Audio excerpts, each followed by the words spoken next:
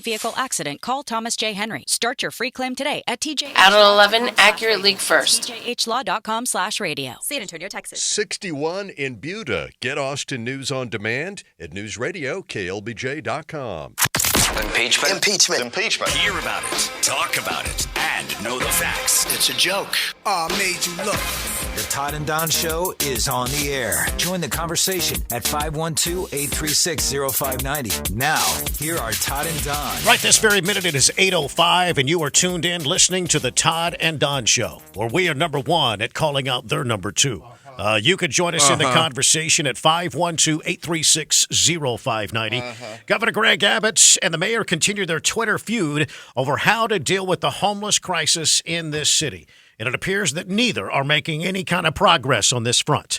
The governor is now calling on DPS to add additional patrols around the UT campus and around various parts of the city because we've had another stabbing involving the homeless community.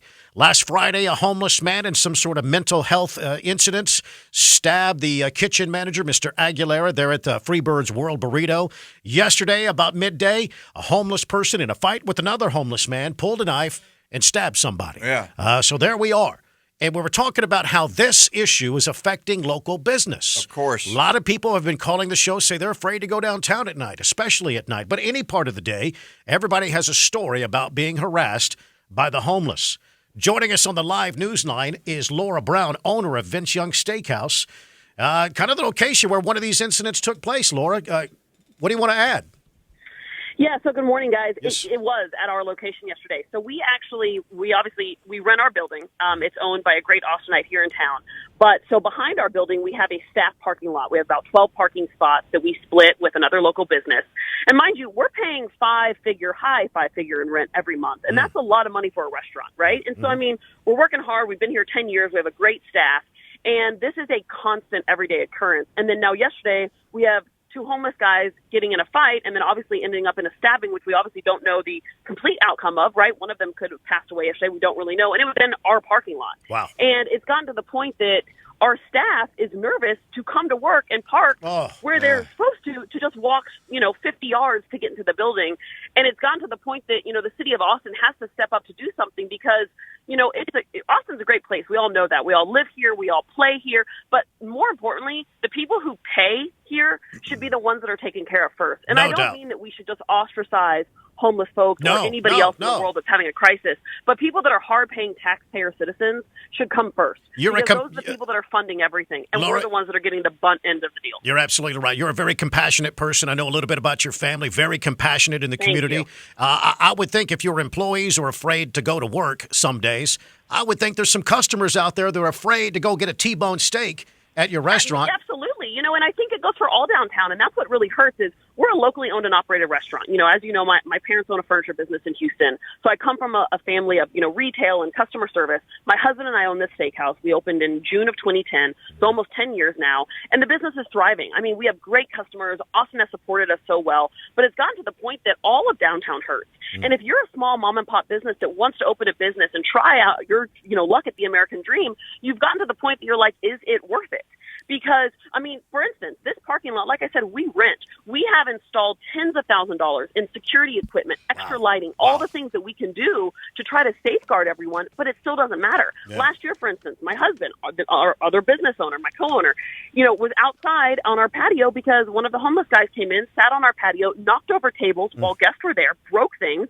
So my husband just gently grabbed him and said, hey, you got to get off the patio. You just can't be here. The guy swung his backpack, had a bottle of tequila, split my husband's forehead right open. Oh, my goodness. I swear to God.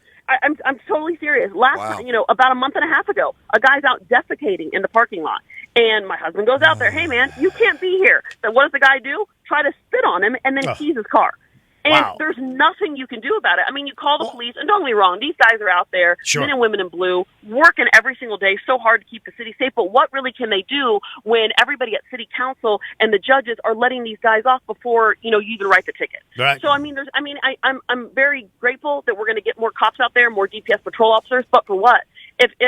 What's the difference of a police officer, man or woman, walking by saying, hey, I'm going to arrest you for this, when all the homeless people say back is, well, it doesn't matter, I'm not going to stay in jail. No, you're right, Laura Brown. Ken Cassidy, president of the Austin Police Union, he has told us many times that whenever they do arrest someone like that in a situation like you just described, in many cases, they're back out on the streets before the police can finish filling out the paperwork at the jailhouse. Right.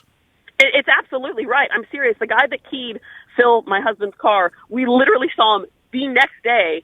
And the thing is no matter what you do, you have it on video, you have it on film, you have everything you need. It just doesn't matter. And it's getting to the point as a business owner that, like I said, we're spending so much in rent. We're doing everything we can. We try to get back to the community. You just get so frustrated because the only people that are meant to keep you safe and the people that are supposed to be looking out for the citizens, people in public service, you feel like are not doing their job. Do you feel like the mayor and the city council have basically abandoned you as a small business owner? Absolutely. And it's gone to the point that I'm not kidding you. I'm not kidding you. My husband and I had a discussion this morning. I said, you may have to run for city council. Wow, Getting to the point, I'm serious, where you just can't win anymore. Yeah. And it's just so frustrating as a business owner. And like I said, we're very fortunate that we have a business that is thriving and we have no problem, paying rent, making the bills, things like this. And then so all these security issues on top of that we can take care of. But if you're another small business starting out and this happens, my goodness, how are you, like the poor lady in the tanning salon, how are you not only supposed to move on with your life, but how are you ever supposed to move on with your business? Yeah. It's just absolutely sick. Laura Brown, owner of Vince Young Steakhouse, thank you so much for calling the show. As we wrap up here, what would you want to tell the mayor? What would you tell the city council as we wrap up here? Do your job. Do your job. Do your job. Oh, that's Just easy. one job and do your job. Don't do your expect job. my tax dollars and my support to be lent to you guys if you're not going to do your job to keep your constituents safe. I appreciate your call. Thank you, Laura. Laura Brown, owner of Vince Young Steakhouse, here on the Todd and Don Show. The Todd and Don Show. Accurate Leak and Line are the trenchless plumbing experts and slab leak specialists. Commercial property owners and managers and realtors, they have trusted Accurate Leak and Line for a long time now. Older properties, with the aging iron and galvanized pipes, they will cause leaks under your foundation. That is proven. And putting off or avoiding the signs of a problem could actually end up costing you a whole lot more. Using a no-dig trenchless plumbing technology, Accurate Leak and Line, they have saved Austin property owners literally thousands of dollars in extensive and unnecessary plumbing repairs. And if you think it's time for an under-slab camera inspection, give my friend Josh a call. His team of master plumbers are ready to help you. 219-5325. That's 219-5325. Master Plumbing License 38912. Woo! This is Scott Starks with Georgetown.